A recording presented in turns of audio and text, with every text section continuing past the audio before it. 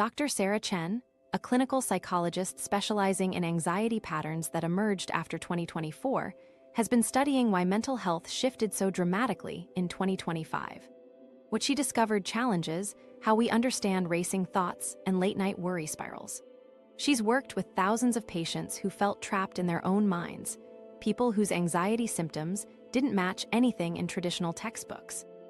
Dr. Chen uncovered a new approach that reorients how we handle overthinking, and it's based on something most therapists never considered.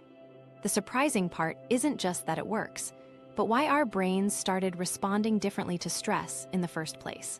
What she found in her research reveals patterns that most people don't even realize are happening. The 2025 mental health crisis nobody saw coming. Research shows a dramatic rise in chronic overthinking since 2024, with clinicians reporting new levels of nonstop mental activity that they've never encountered before. Dr. Chen looked at me with this expression that said she'd been waiting for someone to ask about these numbers. The thing is, everyone keeps talking about post-pandemic recovery and getting back to normal, but what actually happened after 2024 created something we've never dealt with before as a species. What I'm seeing in my practice isn't traditional anxiety, Dr. Chen explains. These patients come in and they describe their minds as literally unable to stop processing information. One woman told me it feels like her brain never gets a break from making decisions. The shift happened so gradually that most people didn't notice it was happening. We adapted to constant connectivity, constant updates, constant decisions about every tiny aspect of our lives. Our brains started treating normal daily choices like life or death situations. The really disturbing part is how our neural pathways are actually changing. Research indicates altered decision-making pathways in overthinkers following the widespread adoption of post-2024 technologies. Dr. Chen shows me data that reveals unprecedented patterns of mental activity. This is what happens after 2 years of algorithmic feeds, smart home decisions, AI assistants asking for input, and social media that responds to our every microexpression, she says. We're seeing new neural patterns that didn't exist 5 years ago. The most frustrating thing for both patients and therapists is that standard cognitive behavioral therapy techniques sometimes fall short for these modern overthinking patterns. Meditation apps that used to calm racing minds now seem to make the mental chatter worse.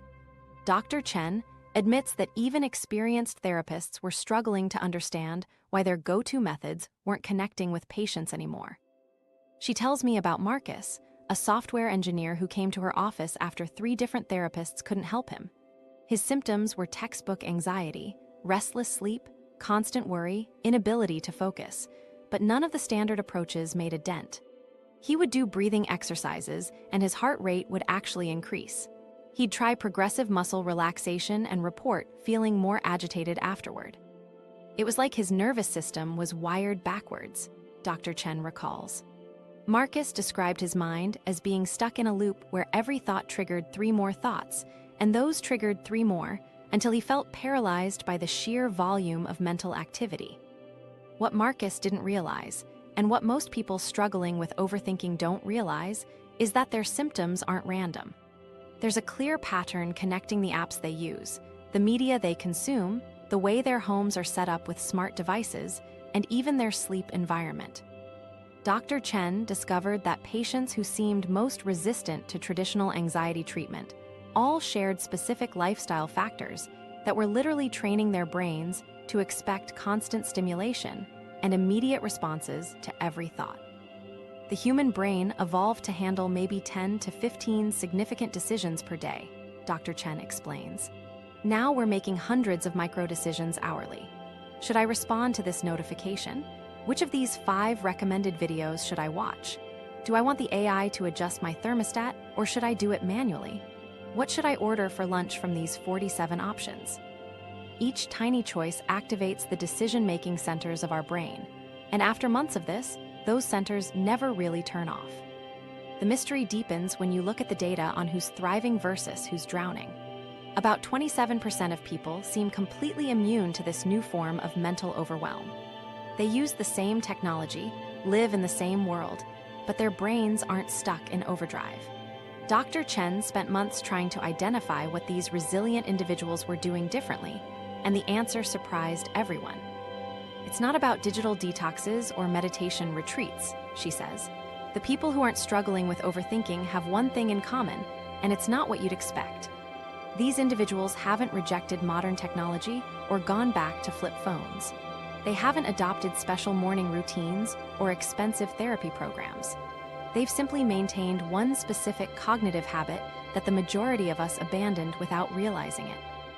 The research shows that this isn't just another mental health trend that will fade in a few years.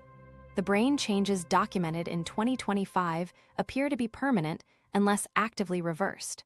Dr. Chen points to longitudinal studies tracking the same individuals over 18 months. People who don't address this pattern see their symptoms worsen over time, not improve. The brain essentially learns to expect constant mental stimulation, and when it doesn't get it, it creates its own through worry and rumination. What makes this particularly challenging is that the solutions people reach for tend to make the problem worse. Productivity apps promise to organize your thoughts, but actually add more decision-making burden. Mindfulness apps provide temporary relief, but don't address the underlying neural patterns. Even therapy can become another item on the mental to-do list rather than genuine healing. The breakthrough came when Dr. Chen realized that treating this as anxiety was missing the point entirely. These patients aren't anxious about specific things, she observed. They're experiencing a fundamental dysregulation in how their brains process everyday information. The anxiety is a symptom, not the root cause. This insight led to a completely different approach that addresses the neural rewiring rather than just managing the emotional symptoms. The most telling indicator of who will struggle with overthinking in 2025 comes down to something called decision fatigue recovery. People whose brains have maintained the ability to fully disengage from choice-making for specific periods show remarkable resilience to the modern overthinking epidemic. Those who have lost this ability, often without realizing it, find themselves trapped in mental loops that traditional anxiety treatments can't touch. Dr. Chen discovered that this recovery ability isn't about willpower or meditation skills. It's about whether your brain has retained access to a specific neural state that allows complete cognitive rest. Most people lost access to this state gradually between 2022 and 2024, as digital environments became more sophisticated at capturing and holding attention. The good news is that this neural state can be restored, but it requires understanding exactly how modern technology has changed our mental landscape. But here's where it gets really interesting. Dr. Chen noticed that her patients' overthinking followed predictable patterns throughout the day, with the most intense episodes happening at very specific times. The worst moments weren't during stressful work meetings or difficult conversations. They were happening when people should have been winding down for sleep. Why your brain keeps you up at 2 a.m., and it's not stress. The pattern becomes clear when you examine what happens during those late-night hours. You know that feeling when you're lying in bed at 2 a.m., and suddenly your brain decides it's the perfect time to remember that awkward thing you said 3 years ago? Or maybe you find yourself Googling whether that weird pain in your side could possibly be 17 different rare diseases, each more terrifying than the last. Dr. Chen laughs when I bring this up because apparently this exact scenario plays out in her office constantly. I have patients who come in exhausted, telling me they spent 4 hours researching symptoms online and somehow convinced themselves they have both lupus and a brain tumor, she says. The thing is, this isn't actually about stress the way most people think it is. What's happening in your brain at 2 a.m. is fundamentally different from daytime anxiety. Dr. Chen explains that between 10 p.m. and 2 a.m., chronic overthinkers experience a specific neurochemical shift that most people don't know about. Your brain starts producing what I call a dopamine deficit, she says. Throughout the day, you've been getting tiny hits of dopamine from notifications, likes, messages, even just unlocking your phone. But at night, when that external stimulation stops, your brain goes into withdrawal. This is where the concept of digital dopamine debt comes into play. Every time you check your phone during the day, you're essentially borrowing against your evening mental state. Social media platforms are designed like slot machines, giving you unpredictable rewards that keep your dopamine system constantly activated.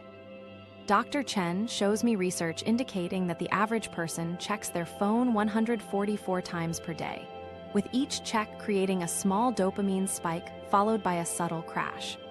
By evening, your brain has been through this cycle dozens of times, and it's essentially depleted, she explains. The delayed anxiety response from screen exposure creates a perfect storm for overthinking. Most people assume their racing thoughts are about work stress or relationship problems, but the timing tells a different story. Dr. Chen points to studies showing that people who use screens heavily throughout the day report their peak anxiety occurring 3 to 4 hours after their last major digital interaction. It's not coincidence that people feel most anxious right around bedtime, she says. Their brains are trying to generate the stimulation they've become accustomed to, but there's nothing left to process except their own thoughts. Dr. Chen tells me about Sarah, a marketing executive who came to her completely baffled by her sleep patterns. Sarah would fall asleep easily most nights, but 3 nights a week she'd lie awake until 3 a.m. with her mind racing about everything from work deadlines to whether she'd offended someone with a text message. What made Sarah's case interesting was how specific the pattern was, Dr. Chen recalls. It wasn't random at all. The sleepless nights always followed her heaviest social media days. Sarah had been tracking her mood and sleep for months, trying to identify triggers, but she'd never thought to look at her phone usage data. When Sarah finally compared her screen time with her sleep patterns, the correlation was obvious. On days when she spent more than 4 hours on various apps, scrolling through feeds and responding to messages, she would inevitably end up staring at the ceiling hours later. Her brain had become conditioned to expect constant input, Dr. Chen explains. On high-usage days, the dopamine debt was so significant that her mind would literally create its own stimulation through worry and rumination. This is why counting sheep and traditional sleep advice fails so miserably for the overthinking mind. The problem isn't that you can't relax, it's that your brain chemistry has been altered by your daytime digital habits. Telling someone to clear their mind when they have a dopamine deficit is like telling someone with low blood sugar to just stop thinking about food. Dr. Chen emphasizes that the brain is trying to solve a chemical problem, not an emotional one. Most evening routines actually make the overthinking worse without people realizing it. Patients tell me they do everything right, Dr. Chen says. They dim the lights, they avoid caffeine, they read instead of watching TV. But then they check their phone one last time before bed, or they use their tablet to read, or they have their smartwatch tracking their sleep. Each of these seemingly innocent actions reactivates the same neural pathways that spent the day in overdrive. The connection between daytime decisions and nighttime mental chaos runs deeper than most people realize. Every notification you respond to, every app you open, every algorithm-generated recommendation you engage with throughout the day is training your brain to expect immediate responses to thoughts and impulses. Dr. Chen describes it as creating cognitive restlessness. Your brain learns that every thought deserves immediate attention and investigation, which is exactly the opposite of what you need for sleep. There's something almost comical about the late-night Google spiral phenomenon. You start by searching for why you can't sleep, which leads to reading about insomnia causes, which somehow leads to learning about rare neurological conditions, which makes you wonder if that headache you had last week was actually a symptom of something serious. Before you know it, you're 3 hours deep in medical forums, completely convinced you have a condition that affects 0.0001% of the population.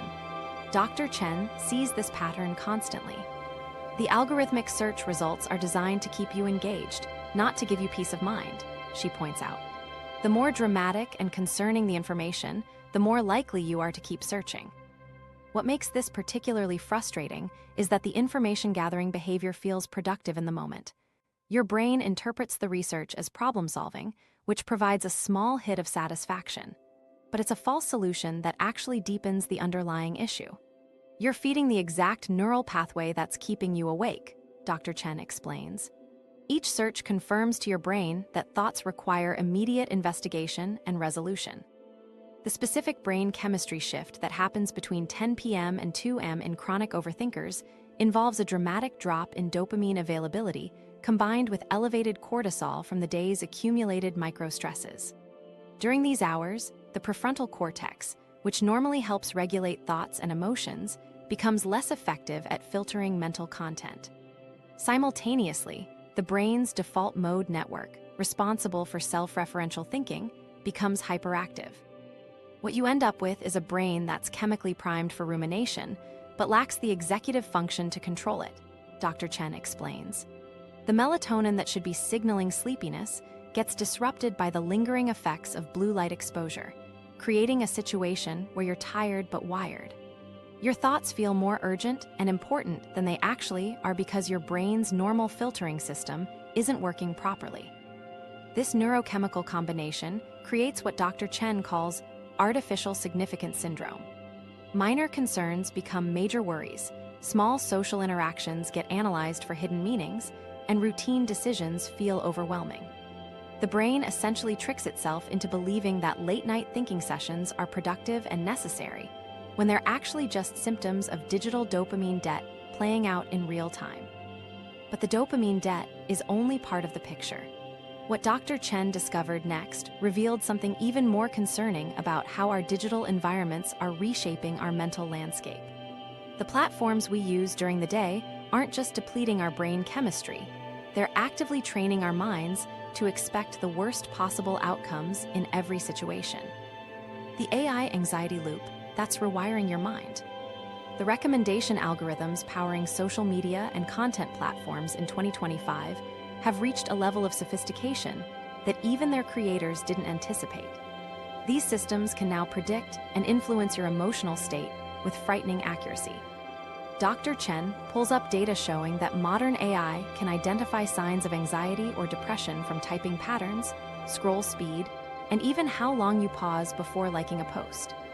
What we're seeing is that these algorithms have become incredibly good at keeping people engaged by triggering specific psychological responses, she explains. But they're not designed to make you feel good. They're designed to make you feel something, and anxiety is one of the most reliable engagement drivers. The way recommendation systems work now is they've learned that content predicting problems or highlighting potential threats keeps people scrolling longer than positive content. Dr. Chen shows me research from major tech companies revealing that posts about relationship drama get 43% more engagement than posts about happy relationships. Content about health scares performs 67% better than content about wellness success stories. The algorithms have figured out that human brains are wired to pay attention to threats, Dr. Chen says, so they feed us a steady diet of everything that could go wrong. This creates a psychological conditioning effect that most people don't recognize. Every time you open an app, your brain starts preparing for bad news because that's what the algorithm has trained you to expect. Dr. Chen explains that recommendation systems are essentially teaching our nervous systems to stay in a state of hypervigilance. Your brain learns that scrolling equals discovering problems, she says. After months of this conditioning, just seeing the app icon on your phone can trigger a stress response. The psychology behind why we can't stop scrolling, even when it makes us feel worse, connects to something called intermittent variable reinforcement. It's the same mechanism that makes gambling addictive. Sometimes you get rewarded with content that makes you laugh or feel good, but most of the time you get content that creates mild anxiety or concern. Your brain keeps scrolling because it's searching for the next positive hit, Dr. Chen explains. But the algorithm knows that if it gave you too many positive hits, you'd feel satisfied and close the app. So it keeps you in this constant state of almost getting what you need, but never quite getting enough. Recent data shows that AI-curated content has created artificial urgency in our daily lives in ways that previous generations never experienced. News algorithms prioritize breaking stories and developing situations, making every day feel like something crucial is happening. Shopping algorithms create flash sales and limited-time offers that trigger fear of missing out. Even entertainment algorithms use phrases like "trending now" and "everyone is talking about" to make content consumption feel urgent. Dr. Chen points out that this constant manufactured urgency trains our brains to treat non-urgent situations as urgent. Dr. Chen tells me about Rebecca, a graphic designer who came to therapy because her anxiety was interfering with her work. Rebecca noticed that her anxiety would spike randomly throughout the day, but she couldn't identify any external triggers. "We started tracking when her anxiety peaked, and the pattern was clear," Dr. Chen recalls. Every time Rebecca opened Instagram or TikTok, her heart rate would increase within minutes, even if she was looking at content that was supposed to be entertaining or inspirational. Rebecca realized that certain apps had become anxiety triggers, but she couldn't explain why because the content wasn't obviously stressful. The breakthrough came when Rebecca started paying attention not just to what she was seeing, but to how the content was presented. The constant stream of people achieving things, looking perfect, having amazing experiences, or sharing dramatic life updates created a background sense of inadequacy and urgency. Even positive content was making her anxious because it implied she should be doing more, achieving more, or feeling more fulfilled, Dr. Chen explains. Rebecca discovered that her brain had learned to associate these apps with social comparison and self-evaluation, turning even leisure time into a source of stress. What makes this particularly insidious is that we're essentially participating in an unprecedented psychological experiment without realizing it or consenting to it. Dr. Chen emphasizes that never before in human history have people's thoughts and emotions been so systematically influenced by machines designed to capture and hold attention. These algorithms know things about your psychological patterns that you don't even know about yourself, she says. They can predict when you're feeling lonely, insecure, or bored, and they serve content specifically designed to exploit those emotional states. This has led Dr. Chen to identify algorithmic anxiety as a distinct category of mental health challenge. Unlike traditional anxiety disorders that develop from life experiences or genetic predisposition, algorithmic anxiety is created by repeated exposure to AI-curated content designed to trigger engagement through emotional activation. Patients describe feeling anxious about things they never worried about before or having thoughts that don't feel like their own thoughts, Dr. Chen explains. The content they consume is literally reshaping their worry patterns. The specific type of content that creates the strongest anxiety response is what Dr. Chen calls proximity threat content. This includes posts about dangers or problems affecting people who seem similar to you, stories about bad things happening to people in your demographic or location, and content that suggests you might be missing important information or opportunities. The algorithm figures out your demographic profile and then shows you content about threats to people like you, she explains. It's psychological manipulation disguised as relevant information. But here's where the algorithmic anxiety loop connects to something even more pervasive in modern life. Dr. Chen noticed that her most anxious patients weren't just struggling with social media feeds. They were also the ones most obsessed with optimizing every aspect of their daily routines, tracking their habits, and trying to maximize their efficiency. The same mental patterns that made them vulnerable to algorithmic manipulation were driving them toward an endless pursuit of productivity that was actually making their overthinking worse. The productivity trap, making your anxiety worse. Dr. Chen has noticed that these same individuals become trapped in what she calls productivity-induced anxiety disorder. Patients come in exhausted from trying to optimize every minute of their day, and they're more stressed than people who don't think about productivity at all, she explains. The irony is that all these systems designed to make life easier are actually creating more work for our brains. The productivity culture of 2025 has evolved into something that would be unrecognizable to previous generations. We have apps to track our water intake, our steps, our mood, our sleep quality, our meditation minutes, our screen time, and even our bathroom habits. Dr. Chen points to research showing that people using more than 5 productivity or self-tracking apps report higher levels of baseline anxiety than those using none. Every app is essentially giving you another job, she says. You have to remember to log your activities, review your data, set goals, and then feel bad when you don't meet them. The multitasking and optimization, strategies that productivity culture promotes, work directly against how anxious minds function best. When someone is already prone to overthinking, adding more systems to manage actually increases their cognitive load rather than reducing it. Dr. Chen explains that anxious brains need simplicity and predictability, But productivity culture demands constant decision-making and self-evaluation. You're asking an already overloaded brain to take on the additional task of monitoring and optimizing its own performance, she says. It's like asking someone who's drowning to also keep track of their swimming technique. What Dr. Chen has identified as particularly damaging is how performance anxiety has expanded from work situations into the most basic daily activities. People now feel pressure to optimize their morning routines, their commutes, their grocery shopping, even their leisure time.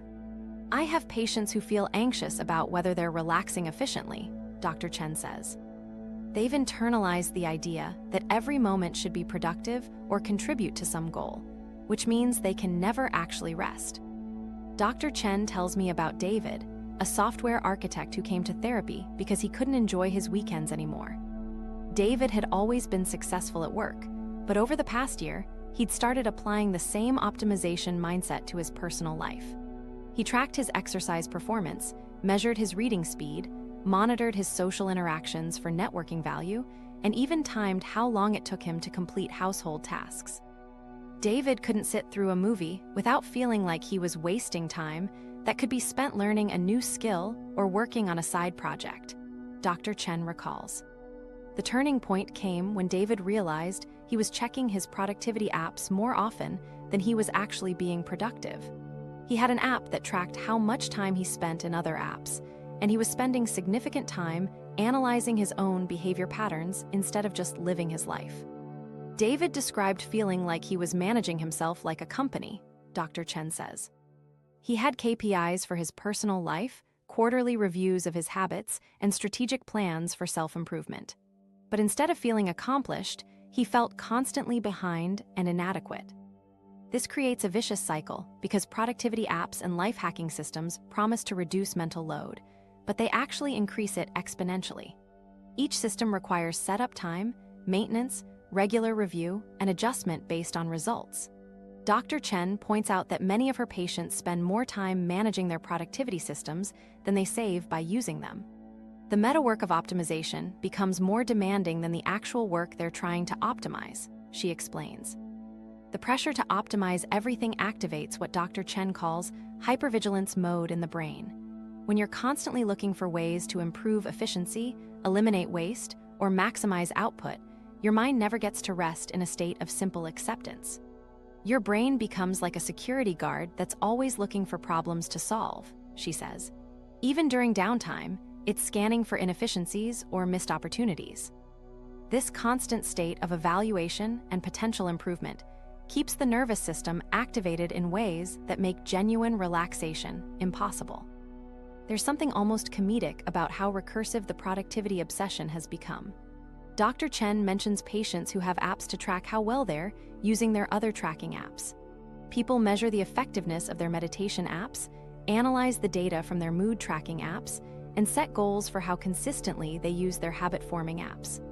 I had one patient who was stressed because his mindfulness app gave him a low score for mindfulness, Dr. Chen laughs.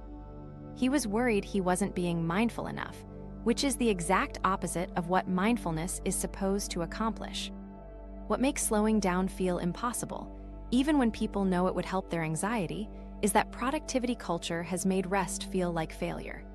Dr. Chen explains that many of her patients have internalized the belief that downtime is wasted time, that relaxation is lazy, and that any moment not spent in improvement or achievement is somehow morally wrong. They've lost access to what I call non-productive pleasure, she says. The simple enjoyment of doing something just because it feels good, not because it serves a goal. The research Dr. Chen has compiled shows a clear correlation between certain productivity habits and overthinking episodes.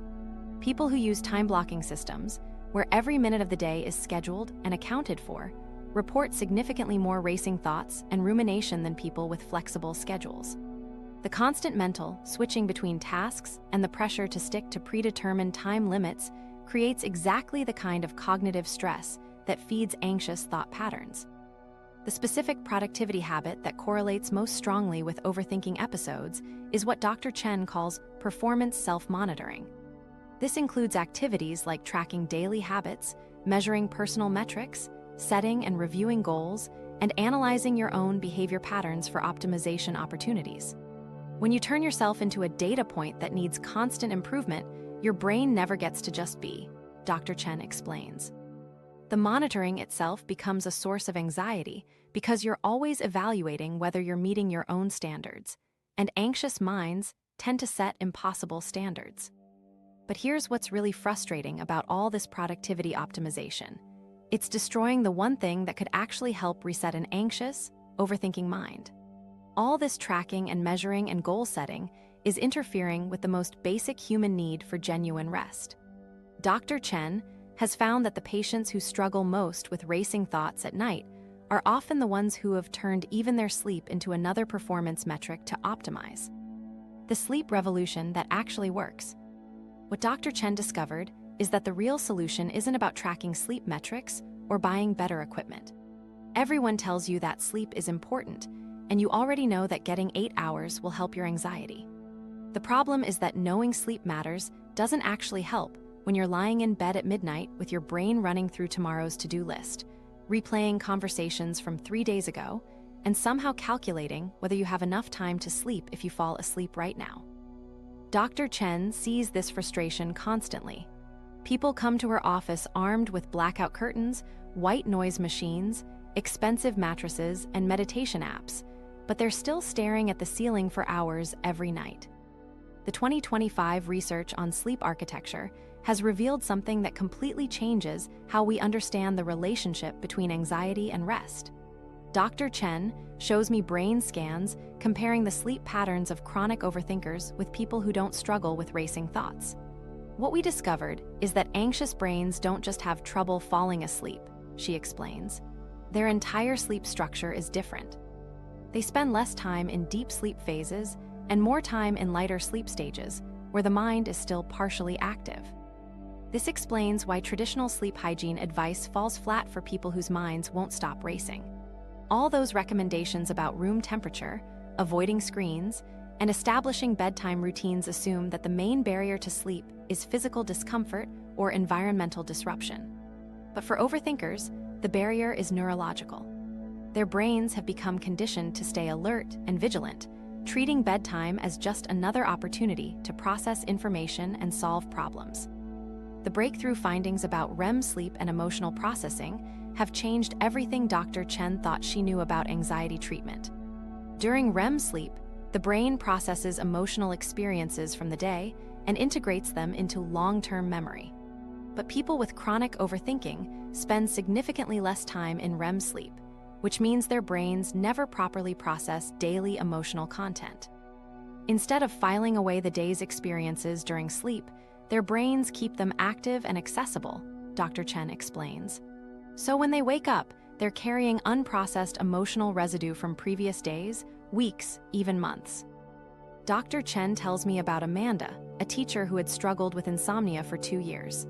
Amanda tried every sleep recommendation she could find. She bought a cooling mattress, installed blackout blinds, eliminated caffeine after 2 p.m., and followed a strict bedtime routine. Nothing worked. She would lie awake until 3 a.m., then wake up exhausted and anxious.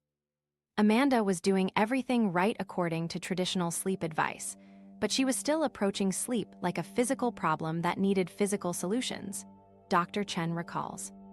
The transformation happened when Amanda changed just one thing about her sleep routine, but it wasn't anything physical. Instead of trying to quiet her mind or force herself to stop thinking, Amanda started what Dr. Chen calls cognitive offloading an hour before bed. She would write down every thought, worry, or mental note that was circulating in her head, not to solve them or analyze them, but simply to get them out of her active mental workspace. Within a week, Amanda was falling asleep within 20 minutes, Dr. Chen says. Her brain finally understood that bedtime was for rest, not for problem solving. The mystery of why some people can fall asleep anywhere, while others lie awake for hours, comes down to what Dr. Chen calls cognitive flexibility around rest. Some people naturally maintain a clear distinction between active thinking time and rest time. Their brains have preserved the ability to shift into a non-analytical mode when it's time to sleep. But chronic overthinkers have lost this ability. Their brains treat every moment of quiet as an opportunity to think through problems, make plans, or review the day's events. This is where the concept of cognitive sleep preparation becomes crucial, as opposed to physical sleep preparation. Most sleep advice focuses on preparing your body for rest by controlling environmental factors, but Dr. Chen's research shows that preparing your mind is far more important for people with anxiety. Your brain needs to know that its job is done for the day, she explains. If you haven't given it permission to stop working, it will keep working whether you want it to or not. The technique sounds almost too simple to work, but the results are remarkable. You spend 5 minutes before bed acknowledging 3 things: what your brain accomplished today, what it's worried about, and what it can stop thinking about until tomorrow. You're essentially having a conversation with your mind like you would with a dedicated employee, Dr. Chen explains. You acknowledge their hard work, address their concerns, and give them clear instructions about when to clock out. The specific sleep timing strategy that reduces next-day anxiety involves something Dr. Chen calls anxiety debt prevention. Most people think about sleep as recovery time for their bodies, but she's discovered that sleep timing affects how your brain processes worry and stress. When you consistently go to bed at the same time and get adequate REM sleep, your brain can properly file away daily concerns instead of carrying them forward to the next day. The key is maintaining what Dr. Chen calls emotional sleep hygiene. This means going to bed before your anxiety peaks for the day, which for most people is between 10 p.m. and 11 p.m. If you stay up past this window, your stress hormones start rising again, making it much harder to fall asleep and significantly more likely that you'll wake up with anxiety. People who follow this timing consistently report that their morning anxiety decreases dramatically because their brains actually process the previous day's emotional content instead of stockpiling it. But even when people master these sleep techniques and start getting better rest, Dr. Chen noticed something unexpected. Many of her patients would come back to sessions feeling frustrated because well-meaning friends and family members kept giving them advice that somehow made their anxiety worse, not better. The most common suggestion people received was also the most counterproductive. Why positive thinking makes everything worse? That suggestion was to just think positively, and Dr. Chen has discovered it's actually making people's anxiety significantly worse. I have patients who come in feeling guilty because they can't maintain a positive attitude, she explains. They've been told by friends, family, and even other therapists that they just need to think more positively, but every time they try, they end up feeling more anxious and more broken. The psychology behind why affirmations backfire for anxious minds is rooted in something called cognitive dissonance. When you're struggling with genuine worry or fear, and someone tells you to repeat, "I am calm and confident," your brain immediately starts generating evidence for why that statement isn't true. Dr. Chen explains that anxious minds are already hypervigilant about detecting threats and inconsistencies, so when you try to override genuine emotions with forced positive statements, you're essentially creating an internal argument. Your brain starts listing all the reasons why you're not calm and confident, she says. Instead of reducing anxiety, you've just given your mind more material to worry about. Research on forced positivity reveals something that most people don't realize. Suppressing negative emotions actually increases their intensity and duration. When you tell yourself you should be grateful instead of anxious, or that you should focus on the positive instead of acknowledging legitimate concerns, you're not eliminating the difficult emotions. You're just adding shame and self-judgment on top of them. Dr. Chen points to studies showing that people who engage in regular positive thinking exercises report higher levels of rumination and self-criticism than those who allow themselves to experience emotions without judgment. This brings us to the concept of toxic positivity, which Dr. Chen describes as one of the most damaging trends in modern mental health culture. Toxic positivity involves the pressure to maintain a positive attitude regardless of circumstances, which creates an impossible standard that nobody can actually meet. When people are told that their attitude determines their reality, or that they just need to choose happiness, it implies that their struggles are somehow their fault, Dr. Chen explains. This creates additional stress because now they're not just dealing with their original problem, they're also dealing with the belief that they're failing at having the right mindset. The impact on authentic emotional processing is profound.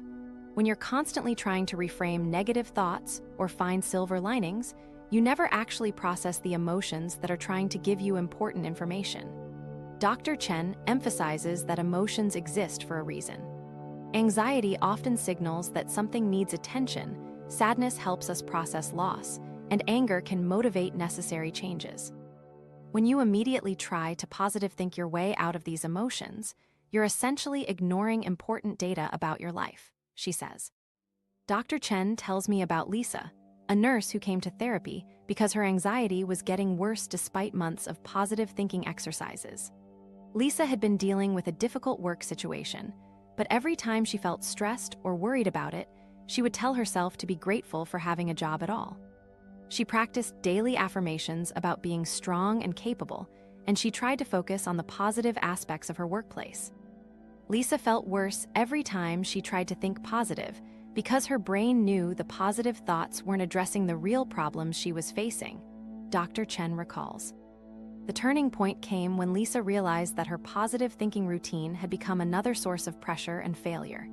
She was spending significant mental energy trying to maintain an optimistic outlook, and when she couldn't sustain it, she felt like she was weak or broken. Lisa described feeling like she was lying to herself multiple times a day, Dr. Chen says. The affirmations felt hollow and fake, but she kept doing them because she thought she was supposed to. This highlights why well-meaning advice from friends and family often makes things worse for people with anxiety. When someone shares a genuine concern or worry, responding with "just think positive" or "everything happens for a reason" essentially dismisses their experience and adds pressure to feel differently than they actually feel. Dr. Chen sees patients who have stopped talking to supportive people in their lives because they're tired of being told to look on the bright side when they're genuinely struggling. The difference between healthy optimism and denial of difficult emotions is something Dr. Chen emphasizes constantly. Healthy optimism involves acknowledging challenges while maintaining confidence in your ability to handle them. It doesn't require pretending problems don't exist or forcing yourself to feel grateful for difficult situations. Denial, on the other hand, involves avoiding or minimizing legitimate concerns, which prevents you from taking appropriate action to address them. The pressure to be grateful all the time becomes exhausting in ways most people don't recognize. Dr. Chen mentions patients who feel guilty for having normal human reactions to stressful situations because they've been conditioned to believe they should always be thankful. I had one patient who felt bad about feeling sad when her dog died because she thought she should be grateful for the years they had together, Dr. Chen says. The pressure to find gratitude in every situation had made her feel like she wasn't allowed to have normal grief reactions. This constant emotional policing becomes another job for an already overloaded brain. Instead of just experiencing emotions and moving through them naturally, people are monitoring their thoughts, evaluating their attitude, and trying to adjust their emotional state to match some external standard of positivity. Dr. Chen describes this as emotional perfectionism, where people become anxious about being anxious, which creates layers of secondary stress that are often worse than the original problem. What actually works better than positive thinking for managing difficult thoughts is something Dr. Chen calls emotional acceptance with value-based action. Instead of trying to change your thoughts or feelings, you acknowledge them as temporary experiences while focusing on actions that align with your deeper values and goals. This approach doesn't require you to feel good about difficult situations, but it helps you respond to them in ways that move your life in a meaningful direction. The evidence-based alternative to positive thinking involves accepting that difficult emotions are part of human experience while choosing actions based on what matters most to you. Rather than trying to think your way into feeling better, you identify what you value most in life and take steps toward those values regardless of how you're feeling in the moment.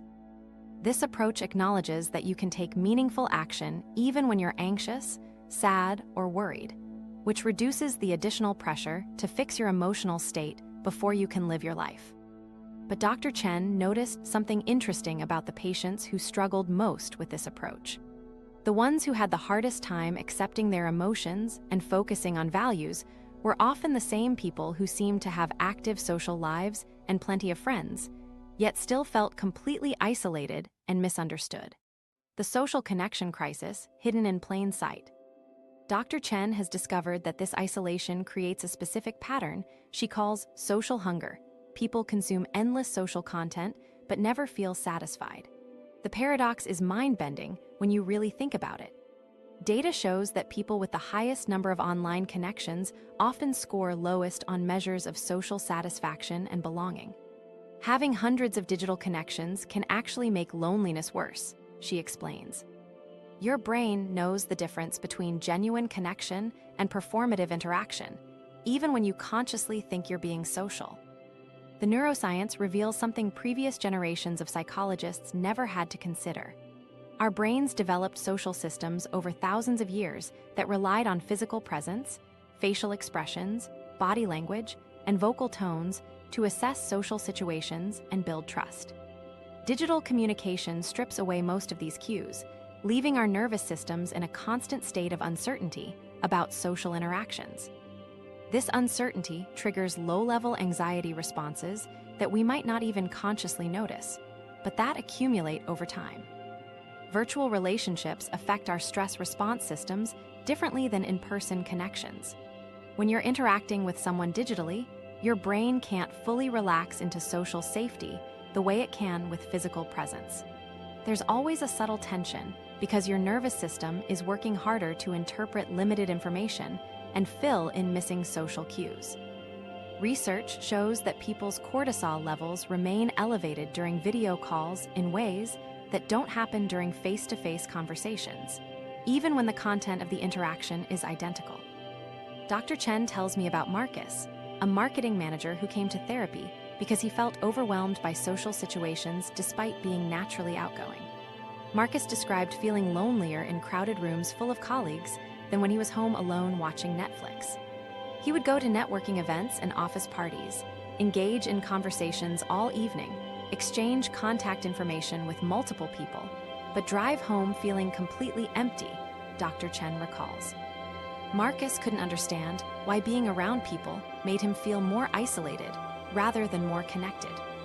The breakthrough came when Marcus started paying attention to the quality of his social interactions rather than just the quantity. He realized that most of his conversations were surface-level exchanges of information rather than genuine emotional connection. People would ask how he was doing, but they expected a brief positive response, not an honest answer.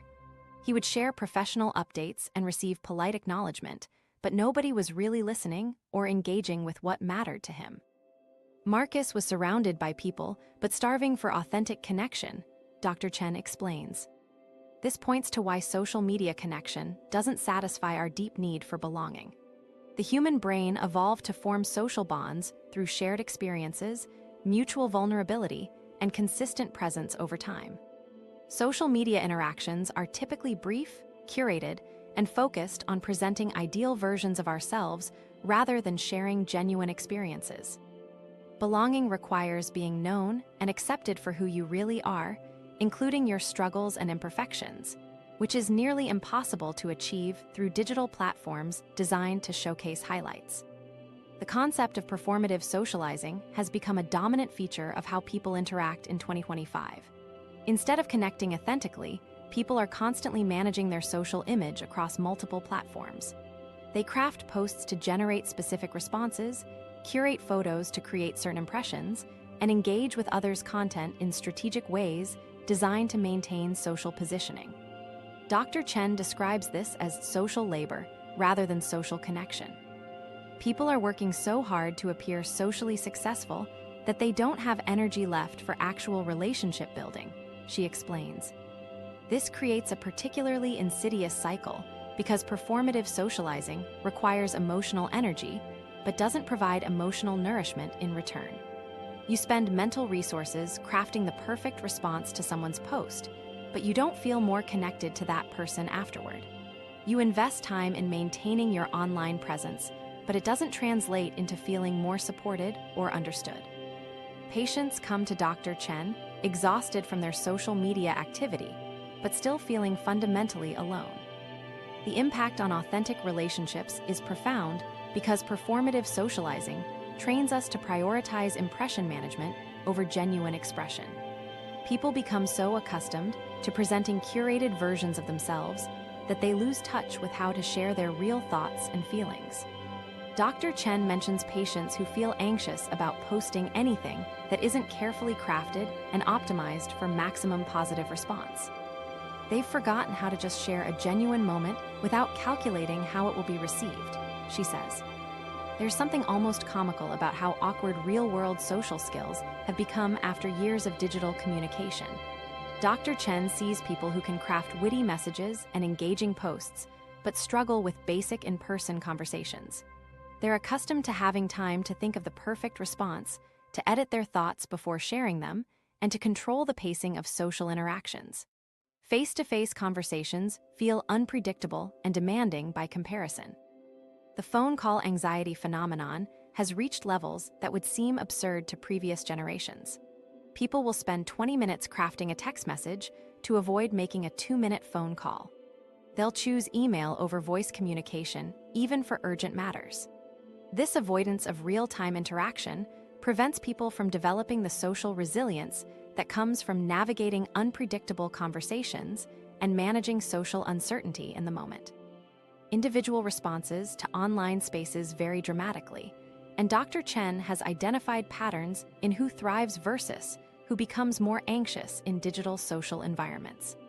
People who maintain strong boundaries between their online and offline identities tend to use social media as a supplement to real-world relationships rather than a replacement.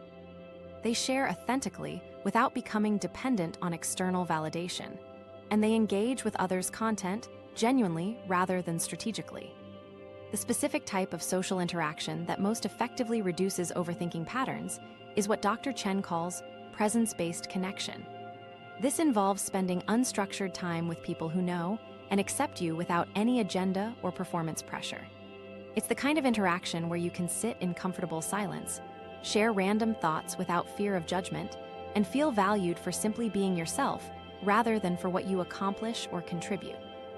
But even when people understand the importance of genuine connection and start building more authentic relationships, Dr. Chen noticed they often get stuck on something else entirely. They would tell her they knew what they needed to do to feel better, they understood which habits would help their anxiety, but somehow they just couldn't bring themselves to actually do any of it. They were waiting for something that might never come. The motivation myth that's keeping you stuck.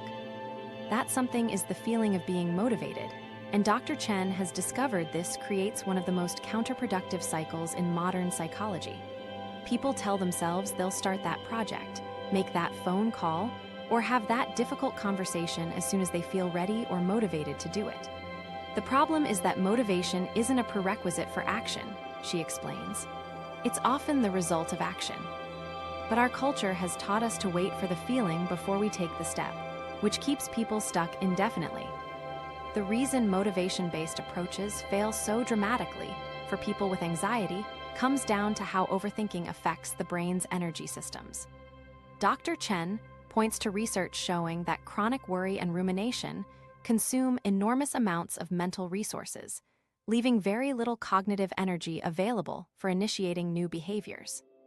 When your brain is already running at capacity processing anxious thoughts, asking it to also generate enthusiasm for starting something new is like asking someone who's been running a marathon to sprint at the finish line, she says. The mental exhaustion from overthinking makes everything feel more difficult than it actually is. This connects to what Dr. Chen calls activation energy, borrowing from chemistry to explain how anxiety raises the psychological bar for taking action.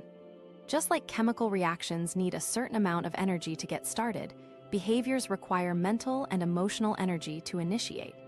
For people without anxiety, the activation energy for most tasks is relatively low. They can decide to clean their kitchen and just start doing it. But anxiety multiplies the activation energy required, making even simple tasks feel overwhelming and impossible to begin. I have patients who can run complex projects at work, but can't bring themselves to make a doctor's appointment, Dr. Chen notes. It's not that they don't understand the importance of the appointment or lack the skills to make a phone call. Their anxiety has made the activation energy so high that starting feels impossible. This explains why people with anxiety often procrastinate on tasks that seem simple to others but feel monumental to them. Dr. Chen tells me about Rachel, a graphic designer who came to therapy because she felt stuck in every area of her life.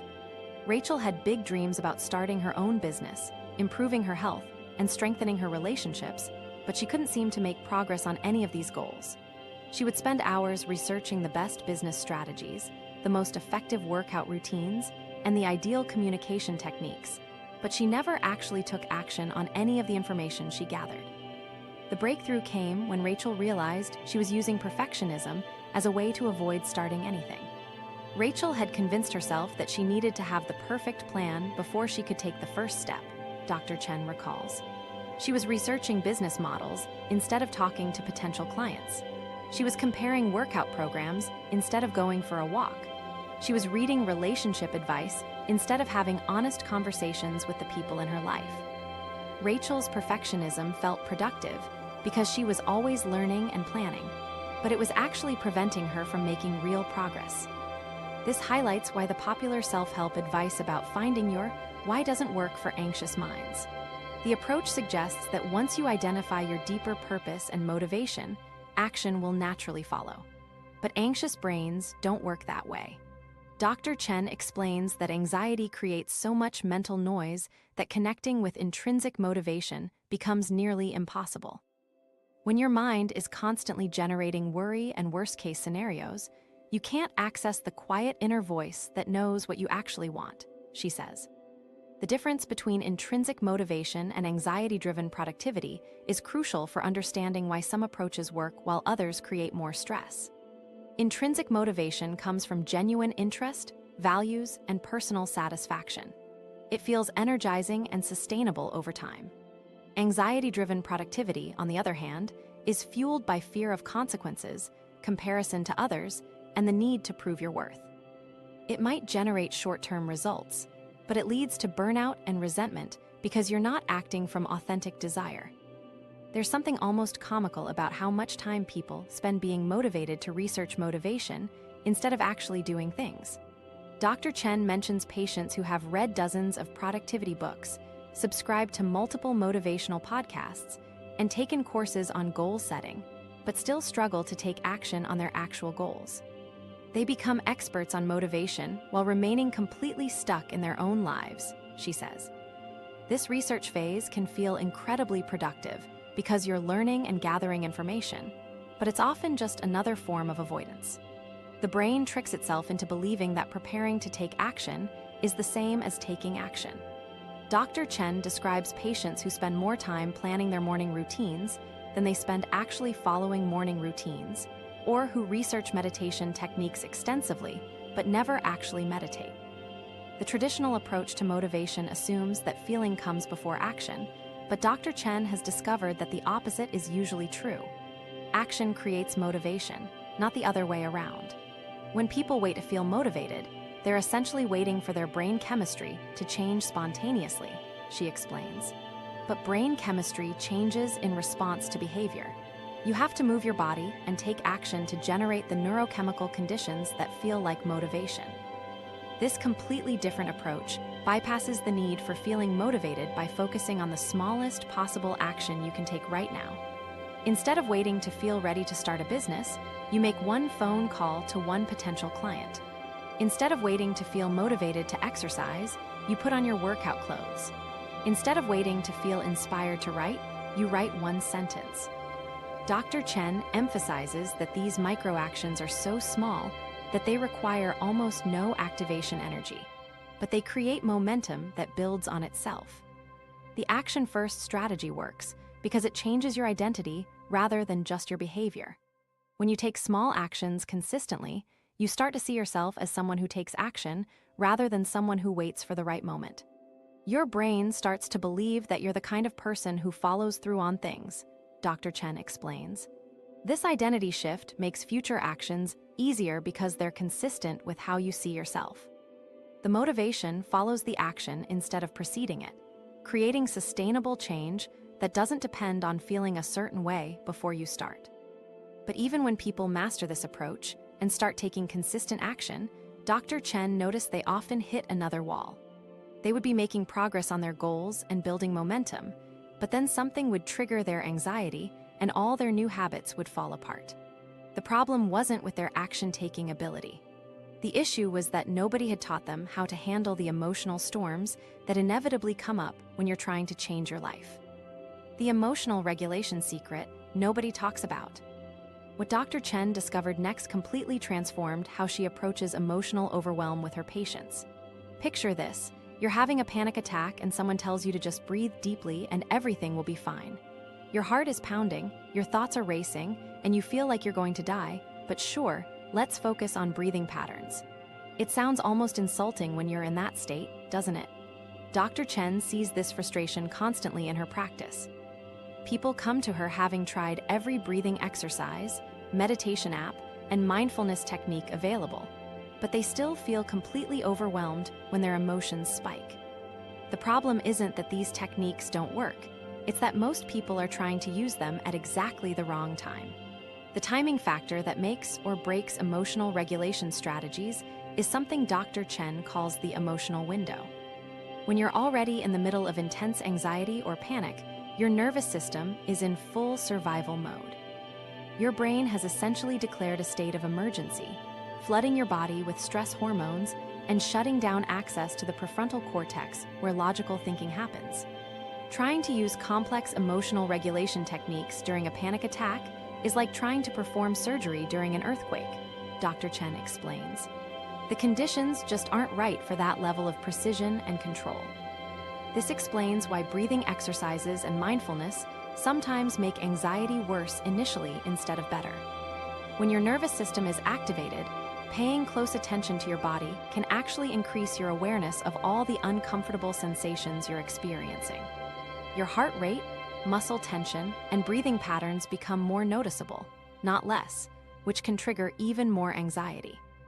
Dr. Chen describes patients who tried meditation during panic attacks and felt like the symptoms were intensifying. They thought they were doing something wrong, but actually, their nervous system was just too activated for those particular techniques to be helpful in that moment. The breakthrough research about the window of tolerance has completely changed how Dr. Chen approaches emotional regulation with her patients. Everyone has a specific range of emotional intensity where they can think clearly and use coping strategies effectively. When you're within your window of tolerance, you can practice breathing exercises, challenge negative thoughts, and implement the skills you've learned in therapy. But when you're outside that window, either too activated or too shut down, those same techniques become nearly impossible to access. What makes this particularly challenging is that everyone's window of tolerance is different and can change based on stress levels, sleep quality, life circumstances, and even what you ate for breakfast. Dr. Chen emphasizes that there's no universal technique that works for everyone in every situation. Some people have naturally wide windows of tolerance and can stay calm in situations that would overwhelm others, she explains. Other people have very narrow windows, which means they get pushed outside their range of effective coping much more easily. Dr. Chen tells me about Maria, a graphic designer who came to therapy because her anxiety was affecting her work performance. Maria had learned dozens of coping strategies from previous therapists, self-help books, and online resources. She could explain cognitive behavioral therapy techniques, demonstrate proper breathing patterns, and recite mindfulness mantras. But when her anxiety spiked during important client meetings, none of these tools seemed to work. Maria felt like she was broken because she had all this knowledge but couldn't apply it when she needed it most, Dr. Chen recalls.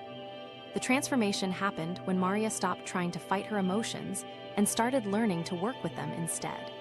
Rather than attempting to calm down or think her way out of anxiety, Maria began treating her emotions like weather patterns that would naturally shift and change.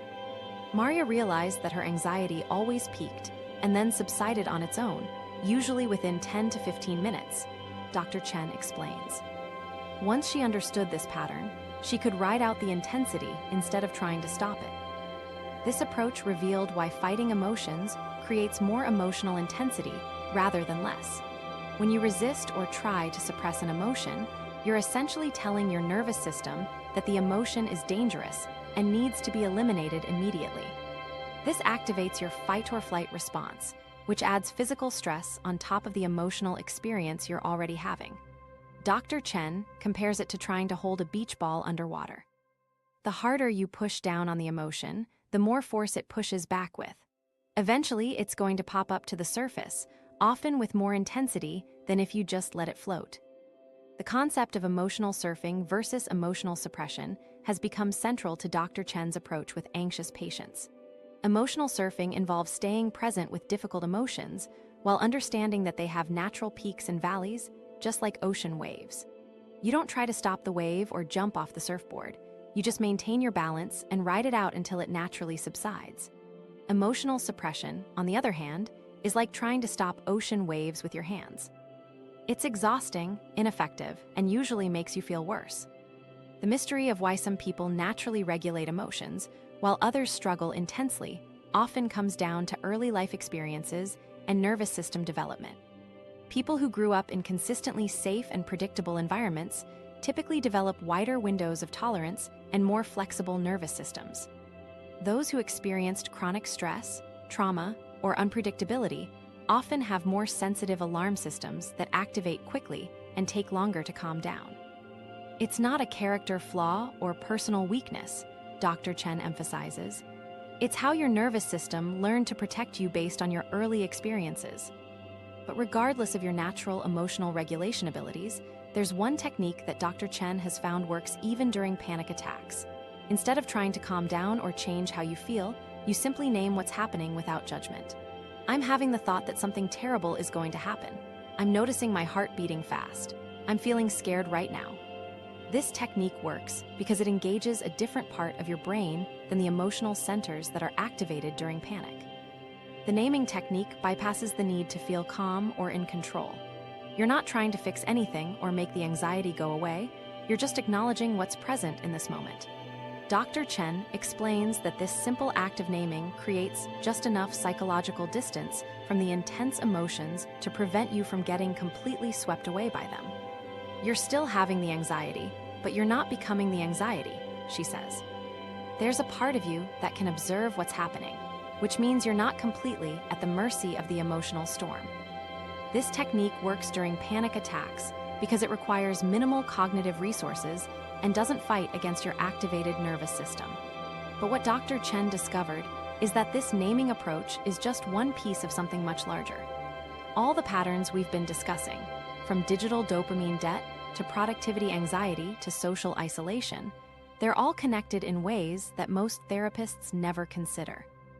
And there's one approach that addresses all of these modern anxiety triggers simultaneously.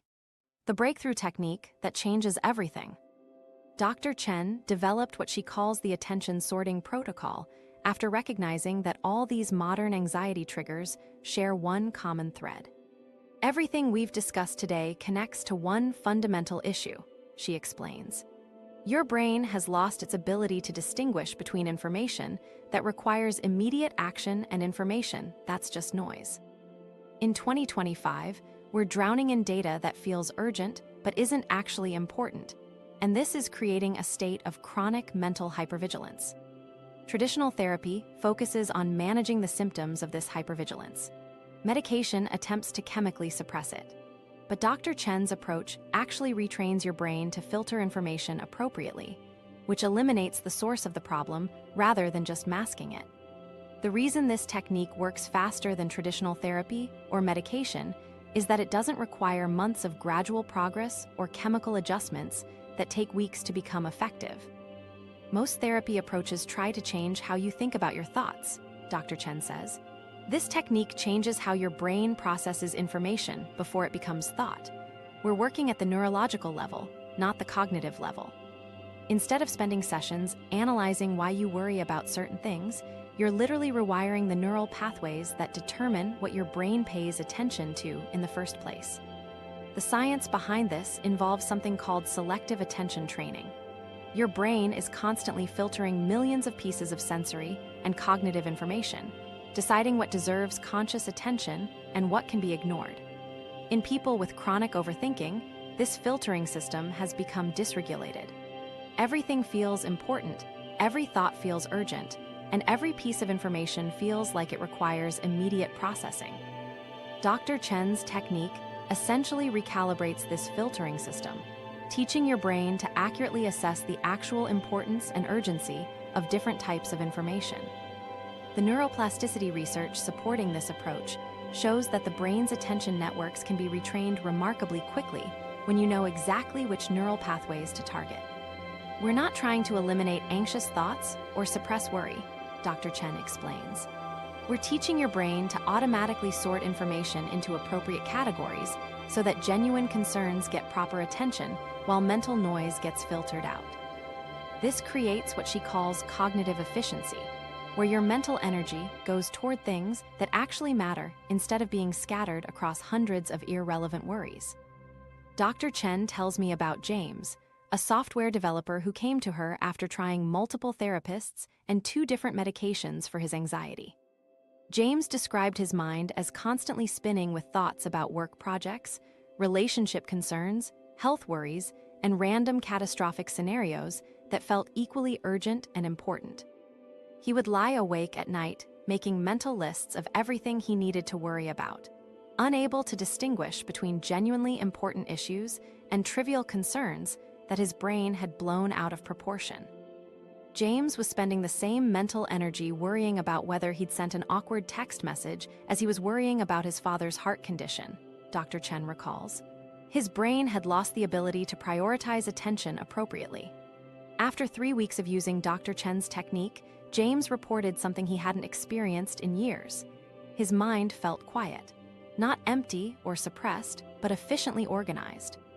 He could still identify real problems that needed attention, but the constant background noise of irrelevant worries had disappeared.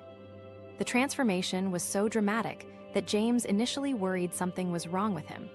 He asked me if it was normal to feel so mentally calm, Dr. Chen laughs. He'd become so accustomed to mental chaos that peace felt strange and unfamiliar. James went from spending hours each night lying awake with racing thoughts to falling asleep within 15 minutes. His work performance improved because he could focus on actual priorities, instead of getting distracted by every minor concern that popped into his head. This approach addresses the underlying mechanism that makes all these other problems possible. The AI algorithms can only capture your attention if your brain is primed to treat their content as urgent. Productivity culture can only overwhelm you if your brain can't distinguish between genuinely important tasks and busy work. Digital dopamine debt only affects you if your brain has lost its natural ability to find satisfaction in simple, non-stimulating activities.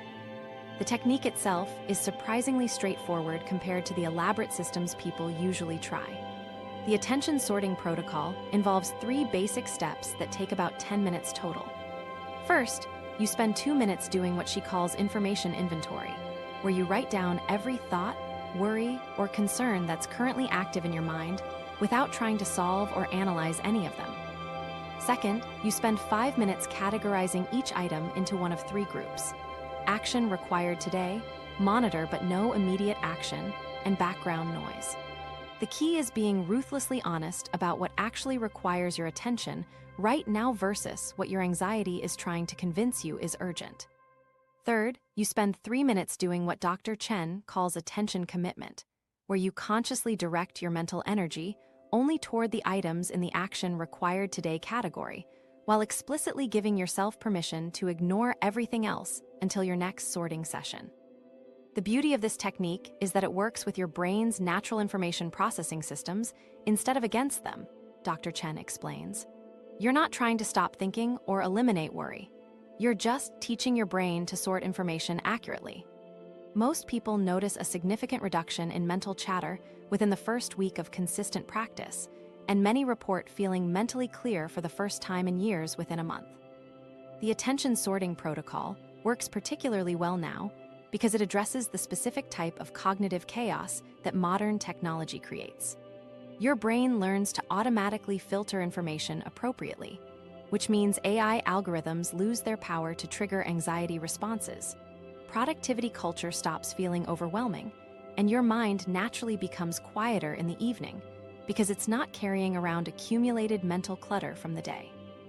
What makes this approach different from everything else people have tried is that it doesn't fight against the realities of living in 2025. It acknowledges that we're dealing with unprecedented levels of information and stimulation, but it gives your brain the tools to handle that reality effectively rather than just telling you to avoid it or push through it. Dr. Chen's research reveals something that most mental health professionals haven't fully grasped yet. The overthinking epidemic we're seeing in 2025 isn't something traditional therapy was designed to handle. Your brain is dealing with information overload that didn't exist even 5 years ago, which means you need tools specifically built for this modern reality. The attention sorting protocol works because it addresses the actual problem instead of just managing symptoms. Try it tonight before bed. Spend 10 minutes sorting your mental clutter into those 3 categories and see what happens to your racing thoughts. You have way more control over your mental state than the constant noise in your head wants you to believe.